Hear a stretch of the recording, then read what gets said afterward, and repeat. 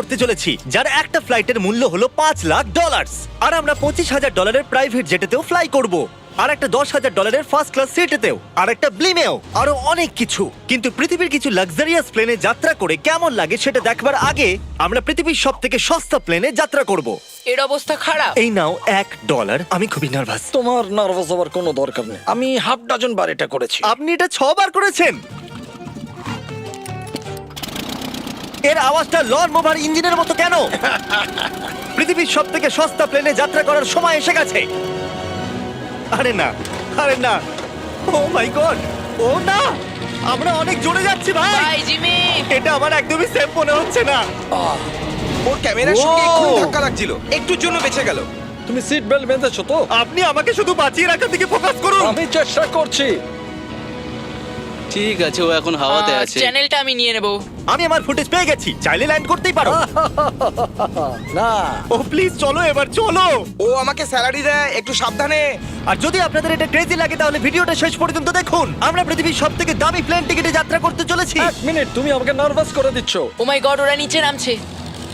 আমরা ল্যান্ড করতে যাচ্ছি। মাটিতে চলে এসেছি, আমরা বেঁচে গেছি। আমাদের পরের প্লেনের ফার্স্ট ক্লাস টিকিট হলো $1,000। তাহলে ব্যাপারটা এই হলো বয়স, আমি সমস্ত ফার্স্ট ক্লাস টিকিট কিনে নিয়েছি। তোমরা যেখানে খুশি বসতেই পারো। তোমার কি একটু মিরাকেল মিস্ট লোশন চাই? কেন? কারণ এটা ফার্স্ট ক্লাস ভাই, খুবই ঠিকই আছে। যত্ন। হ্যাঁ? আমাদের সবার কাছে সিটের সাথে একটা টিভিও আছে। এই টিকিটে আছে ভালো ভালো খাবার, বাথরুমের জিনিস আর একটা পাজামা। আমরা এগুলো বাড়িতে নিয়ে যেতে পারি কি? আর লম্বা ফ্লাইটের জন্য রিক্লাইন। এটা নিচে নেমে একটা বেডের মতো হওয়া উচিত। মনে হচ্ছে যেন কবরে আছি, বেশ ভালো হ্যাঁ, লাগলো। এটা সত্যি দারুণ। আর সব থেকে ভালো কথা, এই $1,000 টিকিটের সব থেকে বেস্ট পার্ট হলো আমাকে নোলেনের সঙ্গে কথা বলতে হবে না। আমার এই গ্লাসটার জন্য অসুবিধা হচ্ছে, এটা আমাদের বিচ্ছেদ ঘটাচ্ছে। আমি পেছনে হ্যাঁ, একা। এটাই তো আমার পছন্দ হওয়ার কারণ। এতে শুধু একটাই কমতি আছে, এখানে আমরা অতটা প্রাইভেসি পাচ্ছি না। লোকগুলো যাওয়া আসা করছে বলে ভিডিও শুট করতে অসুবিধা হচ্ছে। তাহলে চলো দেখা যাক এর থেকে 10 গুণ বেশি দামি প্লেনে বসে কেমন লাগবে। আর এটা হলো $10,000 প্লেন টিকিট। ও ভাই, এটা তো দারুণ দুর্ধর্ষ। পা রাখার জন্য আনলিমিটেড জায়গা আছে। দেখো এখানে আপনি কি কি পাচ্ছেন সেটা দিয়ে শুরু করা যাক। একটা ট্যাবলেট, একটা বড় টাচ স্ক্রিন টিভি, আমার নিজের একটা ইনসি ড্রিঙ্ক বার, স্ন্যাক্স। এটা ফেস্টিভ্যাল চকলেট বার নয়, আমার রিফান্ড চাই। আমরা ওয়াইফাই দিয়েও কানেক্ট করতে পারি। যদিও আমরা সিটের জন্য 10,000 দিয়েছি, কিন্তু ওয়াইফাই এর জন্য আলাদা করে $20 দিতে হবে। ওটা ফ্রি নয়? আমরা টেক অফ করতে চলেছি, যেটা খুবই দারুণ হতে চলেছে কারণ সেটা আমি টিভিতে দেখতে পাচ্ছি। আর যেহেতু এটা 16 ঘন্টার জার্নি হতে চলেছে তাই আমি দেখুন এই বাথরুমটা কত সুন্দর। এখানে আছে একটা সিঙ্ক, একটা টয়লেট আর একটা শাওয়ারও। দারুণ ব্যাপার। একটু ওদিকে দেখো, আমরা শূন্যে প্রায় 30,000 ফুট উপরে আছি আর আমি এখানে শাওয়ারও নিতে পারি। আর এর সাথে আমি আর বয়েজ যত খুশি গরমেট ফুড অর্ডার করতে পারি। আর শুধু এটাই নয়, সব থেকে ভালো জিনিসটা শেষে আছে। হাই, কি খবর? প্লেনের পিছন দিকে একটা প্রাইভেট লাউঞ্জও আছে। হে জিমি, হ্যাঁ, ওয়াও, এটা স্বপ্ন নয়। এটা ছিল $10,000 একটা প্লেন টিকিট। ক্যামেরা উপর থেকে নিচে করো।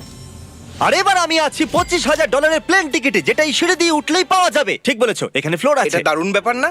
এটা খুবই ক্রেজি। আমরা অন্য লোকেদের ওপরে বসতে চলেছি। ও মাই গড, এটা হলো আপনার রুম। $25,000 আমরা দুটো বড় রুম পাচ্ছি। ও, এটা তো খুব দারুণ। আমি এর আগে এরকম দেখিনি। আরে বাপরে। আগের প্লেনের তুলনায় আমরা এখানে 4 গুণ বেশি জায়গা পেয়েছি। আমি এরকম প্লেন আগে কখনো দেখিনি যেখানে আমি জাম্পিং জ্যাক করতে পারি। এই দেখো, আমরা পাচ্ছি দুটো চেয়ার্স আর অনেকগুলো টিভি। এই একটা ঘরে এতগুলো টিভি আছে, যেটা আগে সবকটা প্লেন মিলিয়েও ছিল না। একজন পার্সোনাল ফ্লাইট অ্যাটেন্ডেন্ট খাবার সার্ভ করে। এরকমটা কেন? একটা বিশেষ প্রাইস পয়েন্টের পরে ওরা সবসময় ক্যাভিয়ার দেয়। আর একটা বাথরুমও। বলছি, কিছু বলতে পারি? এই বাথরুমটা আমাকে হতাশ করলো। এখানে কোনো শাওয়ার নেই, হিটেড ফ্লোরসও নেই, আর সাইজও অর্ধেক। আমার মনে হচ্ছে $10,000 ফ্লাইটটা বেশি ভালো ছিল। তোমরা কি একটা ফ্লাইটের জন্য এত টাকা খরচ করবে? আমি এটার পরামর্শ দেব না। আমি তো বলবো একটা গাড়ি এর নিয়ে নাও। বদলে গাড়ি নিয়ে আর নাও। এটা হলো রুমের সবথেকে বেস্ট পার্ট, একটা queen size bed.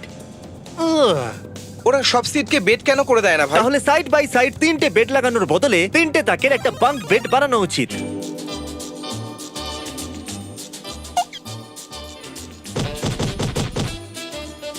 Good morning. ঘুম তো খুব সুন্দর হয়েছে। কাল উঠে পড়ো, আমরা ল্যান্ড করতে চলেছি। আমি একটা পাথরের মতো ঘুমিয়েছি। এটা ছিল পৃথিবীর সবথেকে দামি কমার্শিয়াল ফ্লাইট। এবার সময় এসেছে প্রাইভেট ফ্লাইটের। তাহলে এটা হলো $1,00,000 প্লেন। এটা অনেকটা বড়। এই প্রাইস পয়েন্টে আমরা পাচ্ছি একটা পুরো প্লেন। Private, private, private. ভাই, এটা তো ইয়টের মতো। এটা তো অসাধারণ। এটা তো সত্যি অসাধারণ। তুমি একটা ক্রেজি জিনিস জানতে চাও? এখানে একটা নয়, এমন 4টে রুম আছে। এখানে লাউঞ্জ এরিয়াও আছে। ভাবলাম এটুকুই থাকবে। গাইজ, একটু এদিকে এসো। এটা কোন ঘর? এটা লিটারালি একটা লাউঞ্জ এরিয়া যেখানে অনেক স্ন্যাক্স আর একটা বড় টিভি আছে। আর যদি ক্লান্ত হয়ে পড়ো তাহলে একটা প্রাইভেট বেডরুমও পাওয়া যাবে। ডুড কি Woo! এটা একদম হোটেলের মতো। আর সবার শেষে আছে একটা বাথরুম। তারিক, এখন তুমি তোমার মুখটা বন্ধ রাখো। চুপ করো। এটা দারুণ। বাথরুমে এখানে একটা সিটও আছে। তুমি কখনো এর থেকে অর্ধেক সাইজের জেট দেখেছো? না। কোনোদিন তাহলে না। আমরা আমাদের প্রাইভেট জেটেতে আছি, কি কথা বলা উচিত? হ্যাঁ, আমি বলছি আমি আগের বছর বেঁচেছিলাম স্মিটারিজ অ্যাকাউন্ট। এই দাঁড়াও, আমার মনে হচ্ছে আমি পেছনের দিকে সাবধানে। যাচ্ছি। ও গোপ্রো! বুঝতেই পারিনি আমরা টেক অফ না, করছি। আমার ক্যামেরা! দাঁড়াও। এটা একটা পাগলামি। ও মাই গড। ছোটবেলার কথা মনে পড়ে গেল। ও সাবধানে। ঠিক আছে, আমি নিচে বসে যাচ্ছি। এটা এখনো সবথেকে ভালো বাথরুম। এখানে এটা টয়লেট, এখানে বসে তোমরা টিভি দেখতে পারো। হ্যাঁ নোলেন, আশা করি তুমি বাথরুমে কমফোর্টেবল থাকবে। এখানে হচ্ছেটা কি আমি কিছু বুঝতে পারছি না। না না, ও কখনোই বাইরে আসবে না। ও এটা হলো steak, mash, potatoes Oh, and thank you so much. Veggies. আর আমরা আপনাদের জন্য পিৎজাও বানিয়েছি। ইয়ে! এটা আমার সবথেকে ফেভারিট প্লেন, কারণ এখানে আছে ইউটিউব। কিন্তু আমরা প্রথমে পপ আপ হয়নি, তাই এখন নয়। আমরা বলতেই পারি এটা একটা বড় লোকের বেড, কারণ এখানে 500 বালিশ আছে। এটাকে এখানে রাখি, এখানে এটাকে রাখি।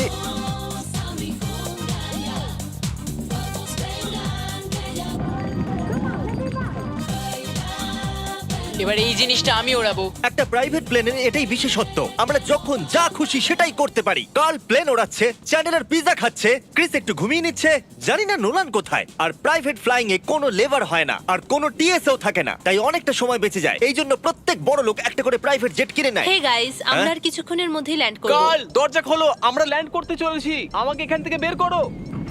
ও ও ও ও মাই গড, এটা তো একদমই স্মুথ নয়। এক মিনিট, নোলান কি বাথরুমে? কার্ল, ওকে বাইরে বার করো। ও ও, তোমার ফ্লাইট কেমন ছিল? ওই $1000 ফ্লাইট থেকে তো ভালো ছিল। আর এখন এটা $3 লাখ ব্লেম। এক সেকেন্ড আমি ব্লাডটা সরাই। তোমাদের চোখের কাপড় সরানোর আগে কি মনে হচ্ছে ব্লেমে কি লেখা আছে? ওটা কি নলেনের ফোন নাম্বার? সত্যি নোলানের ফোন নাম্বার তাহলে লেখা আছে? মজাদারই হতো। পরের বার। এখন চোখের কাপড় খুলে ফেলো আর পিছনে ঘোরো।